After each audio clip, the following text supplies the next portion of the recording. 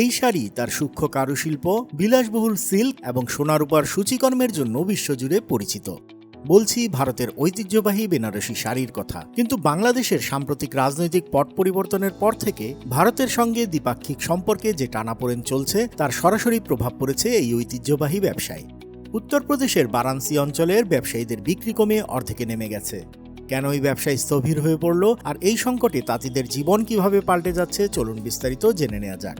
বারাণসী, যা ভারতের আধ্যাত্মিক রাজধানী হিসেবে বিবেচিত হয়, সেখানে কয়েক দশক ধরে বেনারসি শাড়ি বোনা হচ্ছে।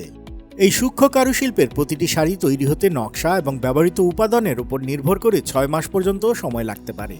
এর দাম 1 লাখ রুপি বা তার বেশিও হতে পারে। বিশেষ করে উৎসব এবং বিয়ের সময় বাংলাদেশে এই শাড়িগুলোর চাহিদা বেশি থাকে। এই শাড়ির ওপর কয়েক লাখ মানুষ নির্ভরশীল, যা কৃষিক্ষেত্রের পর ভারতের টেক্সটাইল খাতে দ্বিতীয় সর্বোচ্চ সংখ্যক কর্মসংস্থান তৈরি করে। সরকারি তথ্য অনুযায়ী 35 লাখের বেশি লোক এই খাতে কাজ করে। গত বছর আগস্ট মাসে বাংলাদেশের সাবেক প্রধানমন্ত্রী শেখ হাসিনা ক্ষমতাচ্যুত হয়ে দিল্লিতে আশ্রয় নেওয়ার পর থেকেই দুই দেশের সম্পর্কে এই টানাপোড়েন শুরু হয়। বাংলাদেশ সরকার শেখ হাসিনাকে আশ্রয় দেওয়া সহ নানা ইস্যুতে ভারতের ওপর অসন্তোষ প্রকাশ করে এবং ভারত থেকে চাল, সুতা সহ কিছু পণ্যের আমদানি সীমিত করে। এর পাল্টা প্রতিক্রিয়ায় চলতি বছরের 17 মে ভারতও বাংলাদেশের তৈরি পোশাক ও প্রক্রিয়াজাত খাদ্যপণ্যের স্থলপথে আমদানি বন্ধ করে দেয়। যদিও বাংলাদেশের শাড়ি এখনও ভারতে রপ্তানি করা যায়, তবে তা করতে হচ্ছে সমুদ্রপথে, যা ব্যয়বহুল ও সময় সাপেক্ষ।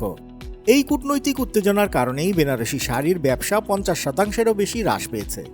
বারাণসীর সরু গলিতে সারা জীবন কাটানো আহমেদ আনসারির মতো তাঁতিরা এই ক্ষতির মুখে পড়েছেন। আল জাজিরাকে দেয়া এক সাক্ষাৎকারে তিনি জানান, কূটনৈতিক উত্তেজনার কারণেই তাদের বিক্রি অনেক কমে গেছে।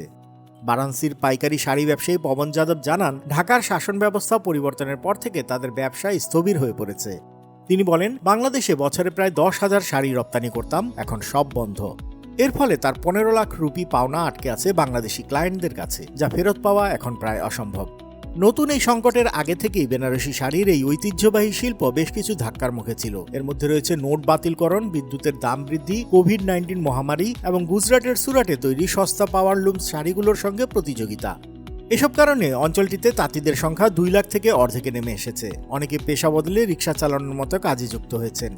দুই দেশের রাজনৈতিক টানাপোড়েন এখন এই তাঁতিদের জীবিকাকে চরম ঝুঁকিতে ফেলেছে। বাংলাদেশ ও ভারতের এই রাজনৈতিক টানাপোড়েন নিয়ে আপনার কি মতামত জানাতে পারেন কমেন্টে। আন্তর্জাতিক অঙ্গনের সকল খবর, আপডেট ও বিশ্লেষণ জানতে সাবস্ক্রাইব করুন বাংলা ফ্লো ইউটিউব চ্যানেল। একই সঙ্গে লাইক, কমেন্ট করে সংযুক্ত থাকুন বাংলা ফ্লো ফেসবুক, ইনস্টাগ্রাম ও টিকটকে।